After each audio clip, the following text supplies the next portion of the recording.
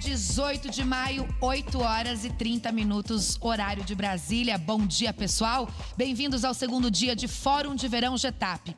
Depois de um primeiro dia de muito conteúdo e palestrantes incríveis, eu tenho certeza que vocês estão bastante animados para hoje. Aqui em Curitiba continua frio, tá fazendo agora mais ou menos 9 graus, 8 graus, mas a gente vai esquentar essa manhã. Essa manhã vai ser quente, de muito debate, muito conteúdo sobre a cultura do milho. E para esquentar, para começar esquentando essa quarta-feira, eu vou convidar vocês para responderem uma enquete bem rapidinho.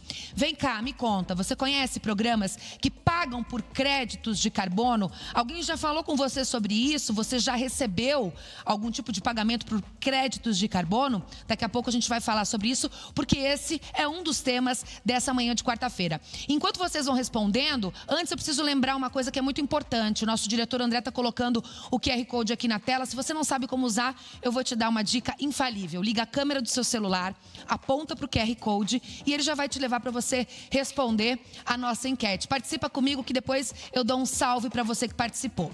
E olha só, ontem o dia foi de muito debate, foi muito interessante. Ninguém melhor para falar sobre o dia de ontem do que o Anderson. Anderson Galvão, bom dia para você. Bom dia, Suelen. Bom dia a todos aí que nos assistem nesse segundo dia.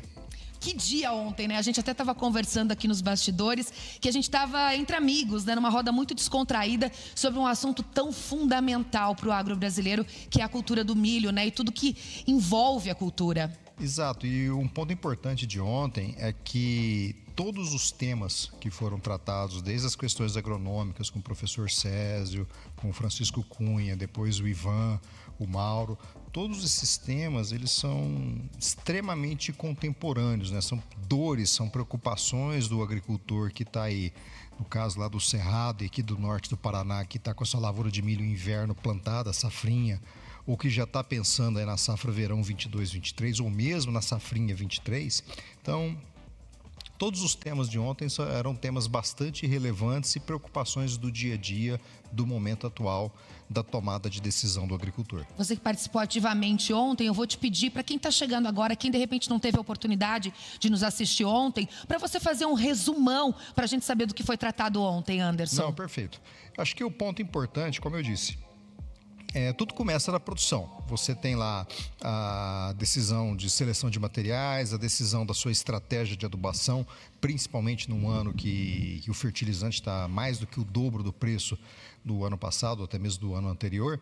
Então, a discussão que o professor Césio e que o Cunha trouxeram, elas são muito relevantes no sentido de ajudar o agricultor a selecionar o pacote correto, a preocupação com o manejo agronômico que o professor colocou ontem conosco. Então, esse é um elemento, diria, fundamental, porque não tem comercialização de milho, não tem retorno econômico da atividade se não tiver uma lavoura muito bem implementada. De novo, seleção de materiais híbridos, seleção das biotecnologias que acompanham esses híbridos, todo o pacote de proteção de cultivos, o pacote de nutrição e fisiologia que acompanha.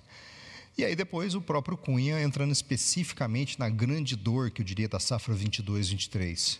Vai ter fertilizante, não vai ter fertilizante? Quando comprar, espera, não espera? Então essas colocações que o Cunha trouxe da oferta, da importação, do fluxo de importações, do fato que a Rússia, apesar de todas as incertezas do conflito bélico lá, dos embargos, das sanções, a Rússia continua sendo uma grande fornecedora de fertilizantes para o Brasil, e isso, de uma certa forma, é bastante importante, porque se, por um lado, ajuda o agricultor brasileiro a ter produto, a ter o seu insumo, mesmo que num custo mais elevado, mas pelo menos ele está com a produção, ele está com a sua safra, com os insumos garantidos. Mas o outro lado da moeda, que é tão ou mais importante, e a gente tocou nesse assunto ontem, indo já mais para o lado do mercado, ou da economia do milho, é o tema da segurança alimentar.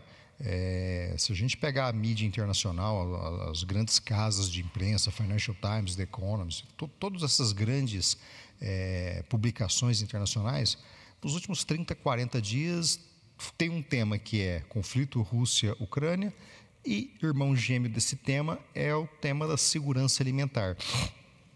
a preocupação com a forte alta dos alimentos, dos grãos, das oleaginosas, da proteína animal, e que bate principalmente nos países de renda mais limitada, os países em desenvolvimento, Ásia, Ásia Central, Norte da África, Oriente Médio, África subsaariana.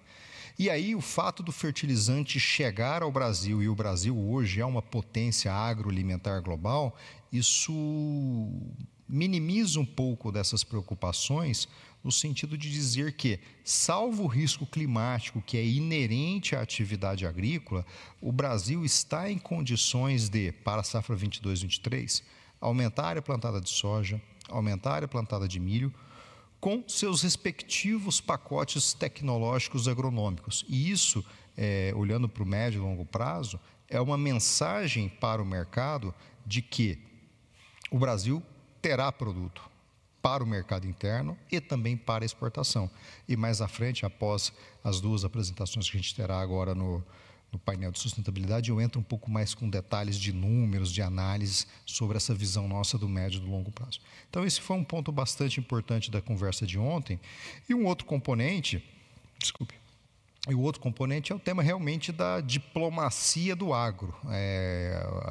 O mandato da ministra Tereza Cristina, que agora está aí já fora do ministério, mas a estrada que ela trilhou segue sendo trilhada pelos ocupantes atuais da cadeira e pela própria equipe do MAPA. A diplomacia agrícola é uma necessidade, é uma missão que o Ministério da Agricultura no Brasil tem alinhado com o próprio Itamaraty. Então, o tema que o Ivan Wedekind trouxe da importância da exportação, o fato do Mato Grosso não fazer mais parte do Brasil, ao menos o Mato Grosso do milho, porque ou parte da produção é transformada localmente em etanol de milho, também tema da discussão agora da manhã desse segundo dia, mas a outra parcela expressiva é exportado diretamente. Então, os consumidores do sul do Brasil, eles não podem nem devem contar muito com a oferta do Mato Grosso, porque ela tem todo um canal logístico, ela tem toda uma dinâmica comercial que é mais conectada com o mercado externo. Então, todos esses temas foram bastante relevantes de ontem. O Mauro falando da questão da rentabilidade, do quão competitivo o milho brasileiro é comparado com outros países produtores. E aqui, de novo, a gente fala também bastante ontem, inclusive na sessão de perguntas, do tema do sistema de produção. Quem produz milho também produz soja, em algumas regiões produz algodão, feijão e assim por diante. Então, a agricultura brasileira, a agricultura tropical brasileira, é uma agricultura de sistema de produção.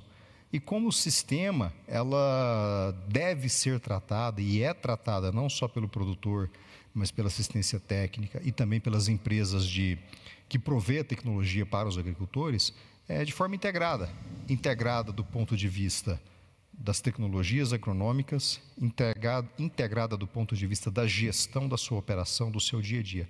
E aí, nesse sentido, a fala do Mauro ontem sobre retorno econômico, sobre rentabilidade e competitividade, ela é bastante oportuna no sentido de dizer que o negócio agrícola brasileiro, para a soja, para o milho, para o trigo, para todas as culturas que estão nesse sistema de produção, é um negócio bastante rentável.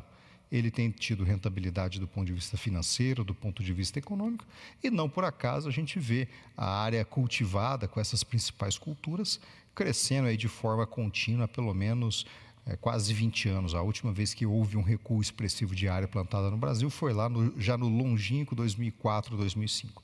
Então, todos esses elementos são elementos que trouxeram uma discussão muito rica, uma discussão como a Suelen colocou ali. Ontem à tarde aqui era um grupo de amigos, tanto os que estavam presenciais quanto os que estavam de forma remota, discutindo temas contemporâneos, relevantes e importantes para auxiliar o agricultor, o empresário agrícola, na sua tomada de decisão, na sua condução do negócio agrícola, do negócio da produção de milho, que é o principal tema aqui do GETAP, o Grupo Tático para Aumento da Produtividade. Então, hoje a gente dá continuidade falando agora do tema da sustentabilidade, da importância que o milho, sempre nessa lógica de sistema, do milho como peça fundamental para assegurar sustentabilidade econômica, agronômica e, por que não, ambiental da agricultura brasileira. E por isso continuamos aí com a nossa programação. Suelen.